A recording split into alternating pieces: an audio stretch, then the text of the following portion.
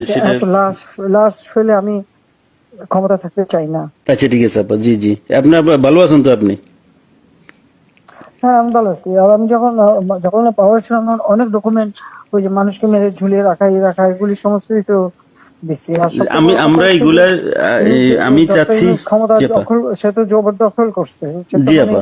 জি। আহ, তার কোনো লিগালিটি নাই যে হচ্ছে উপদেষ্টা বলে আমাদের কোনো পদ নাই।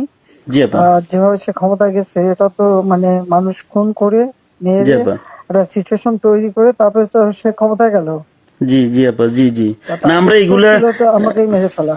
জি আপা, আমি আমরা জানি এগুলা না ঘটনাটা এগুলা আমরা বুঝেছে। ইউরোপিয়ান পার্লামেন্টকে জানাবো, ঠিক আছে, জানাচ্ছিও। তবে এটা মানে তার মানে স্বীকার করলো যে তার ট্যাক্স ফাঁকি আছে। আর এই ৬৬৬ কোটি টাকার ভার্ডিক্টটা আসার কথা ছিল। আর গ্রামীণ ব্যাংকের এ পর্যন্ত যে টাকা ২৬,০০০ কোটি টাকা সে মানি লন্ডারিং করে বিদেশে নিয়ে যাচ্ছে, এটা অডিট রিপোর্টে বের হয়েছে।